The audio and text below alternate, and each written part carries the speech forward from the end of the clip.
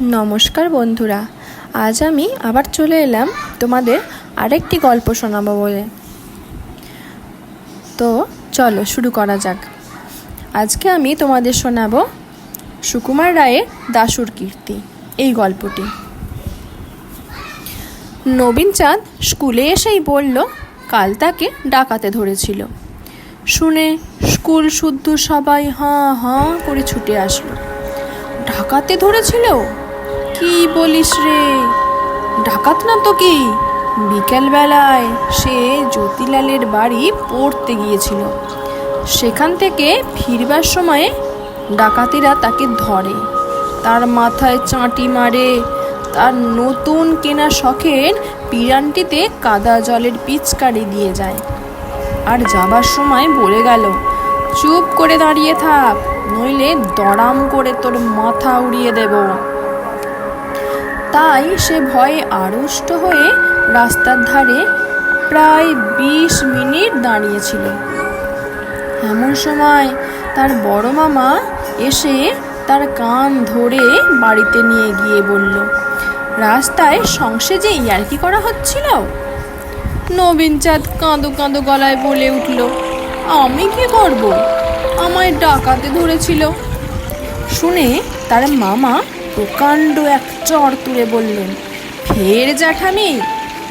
নবীন চাঁদ দেখল মামার সঙ্গে তর্ক করা বৃথা, কারণ সত্যি সত্যি তাকে যে ডাকাতে ধরেছিল এই কথা তার বাড়ির কাউকে বিশ্বাস করানো শক্ত।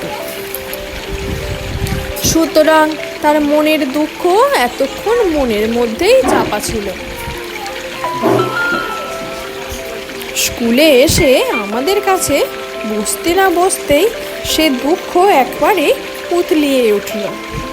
যা হোক, স্কুলে এসে তার দুঃখ বোধহয় অনেকটা দূর হতে পেরেছিল, কারণ স্কুলের অন্তত অর্ধেক ছেলে তার কথা শুনবার জন্য একেবারে ব্যস্ত হয়ে ঝুঁকে পড়েছিল এবং তার ঘামাচি, ফুসকারি আর চুলকানির দাগটি পর্যন্ত তার আগ্রহ করে ডাকাতির স্পষ্ট প্রমাণ বলে স্বীকার করছিল। দু একজন যারা তার কনুইয়ের আঁচড়টাকে পুরনো বলে সন্দেহ করেছিল, তারাও বলল যে হাঁটুর কাছে যে ছড়ে গেছে সেটা একেবারে টাটকা নতুন। কিন্তু তার পায়ের গোড়ালিতে যে ঘায়ের মতন ছিল সেটাকে দেখে কেষ্টা যখন বলল ওটা তো জুতোর ফোসকা, তখন নবীন চাঁদ ভয়ানক চটে গিয়ে বলল, যাও, তোমাদের আর কিচ্ছু বলবো না। কেষ্টাটার জন্য আমাদের আর কিছুই শোনা হলো না। ততক্ষণে 10টা বেজে গেছে। ঢং ঢং করে স্কুলের ঘন্টা পড়ে গেল। সবাই যে যার ক্লাসে চলে গেলাম। এমন সময় দেখি পাগলা দাশু এক গাল হাসি নিয়ে ক্লাসে ঢুকছে। আমরা বললাম, শুনেছিস কাল নবুকে ডাকাতে ধরেছিল? যেমন বলা অমনি দাশরথী হঠাৎ হাত পা ছেড়ে বই টই ফেলে খ্যাঁক খ্যাঁক খ্যাঁক খ্যাঁক করে হাসতে লাগলো। হাসতে হাসতে একেবারে মেঝের ওপর বসে পড়ল। পেটে হাত দিয়ে গড়াগড়ি করে একবার চিত হয়ে একবার উপুর হয়ে, তার আর হাসি কিছুতেই থামে না। দেখে আমরা তো অবাক। পণ্ডিত মশাই ক্লাসে এসেছেন, তখনও পুরো দমে তার হাসি চলছে। সবাই ভাবল ছোড়াটা খেপে গেল নাকি। যা হোক, খুব খানিকটা হুটোপুটির পর সে ঠান্ডা হয়ে বসে বলল, বই টই গুছিয়ে বেঞ্চের ওপর উঠে বসল। পণ্ডিত মশাই বললেন, ওরকম হাসছিলে কেন? দাশু নবীন চাঁদকে দেখিয়ে বলল, ওই ওকে দেখে। পণ্ডিত মশাই খুব কড়া রকমের ধমক লাগিয়ে তাকে ক্লাসের কোণায় দাঁড় করিয়ে রাখলেন। কিন্তু পাগলার তাতেও লজ্জা নেই। সে সারাটি ঘন্টা থেকে থেকে বই নিয়ে মুখ আড়াল করে ফিক ফিক করে হাসতে লাগলো। টিফিনের ছুটির সময়ে নবু দাশুকে চেপে ধরল। কি রে দেশো, বড় যে হাসতে শিখেছিস? দাশু বলল, হাসবো না? তুমি কাল ধুচুনি মাথায় দিয়ে কিরকম নাচটা নেচেছিলে, সে তো আর তুমি নিজে দেখোনি? দেখলে বুঝতে কেমন মজা। আমরা সবাই বললাম, সে কিরকম? ধুচুনি মাথায় নাচছিল মানে? দাশু বলল, তাও জানো না? ওই কেশটা আর জগাই ওই যা বলতে বারণ করেছিল।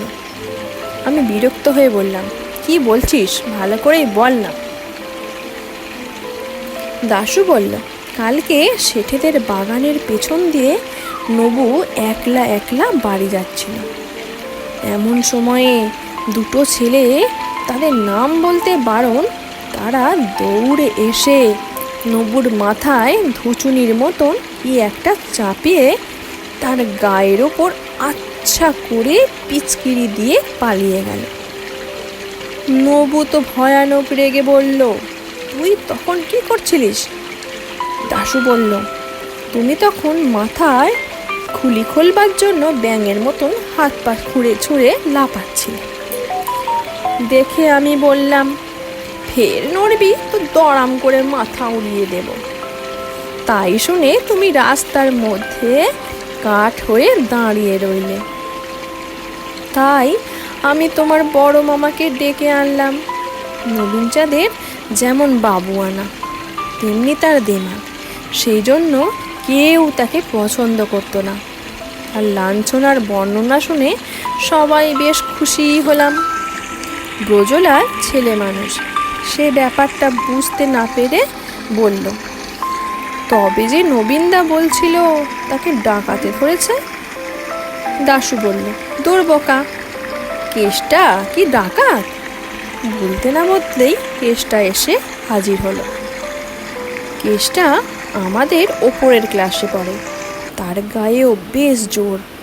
নবীন চাঁদ তাকে দেখা মাত্র শিকারি বেড়ালের মতো ফুলে উঠল, কিন্তু মারামারি করতে সাহস পেল না। খানিকক্ষণ কট মট করে তাকিয়ে সেখান থেকে সরে পড়ল। আমরা ভাবলাম গোলমাল মিটে গেল।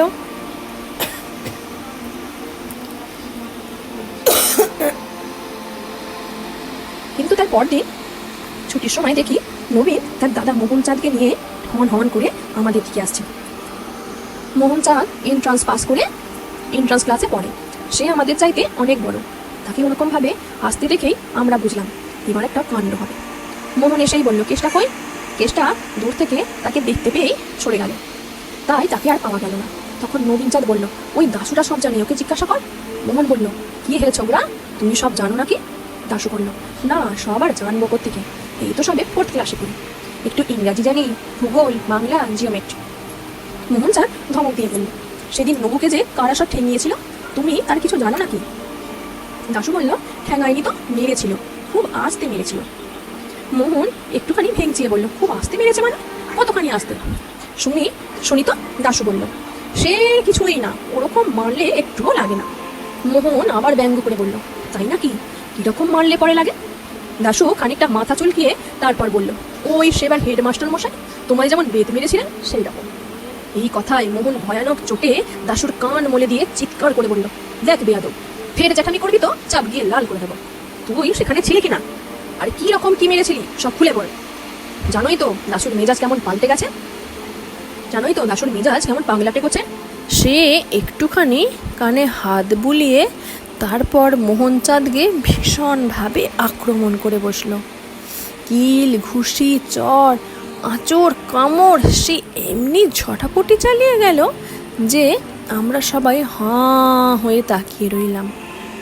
মোহন বোধহয় স্বপ্নেও ভাবেনি যে 4th ক্লাসের একটা রোগা ছেলে তাকে অমনভাবে তেড়ে আসতে সাহস পাবে। তাই সে একেবারে থতমত খেয়ে গেল, কেমন যেন লড়তেই পারল না।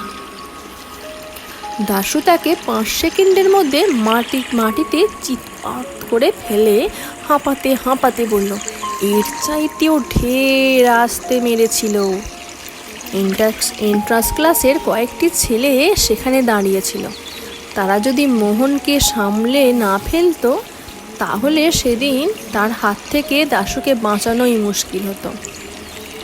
পরে একদিন কেষ্টাকে জিজ্ঞাসা করা হয়েছিল, হ্যাঁ রে, নবুকে সেদিন তোরা অমন করে মারলি কেন? কেষ্টা বলল, ওই দাশুটাই তো শিখিয়েছিল ওরকম করে মারতে, আর বলেছিল তাহলে 1 সের জিলিপি পাবি। আমরা বললাম, কই, আমাদের তো ভাগ দিলি নে।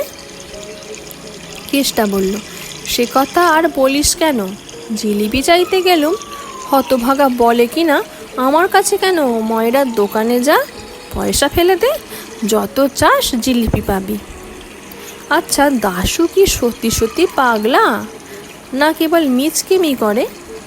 নমস্কার। আমার গল্পটা ভালো লাগলে একটা লাইক সাবস্ক্রাইব করে দিও বন্ধুরা।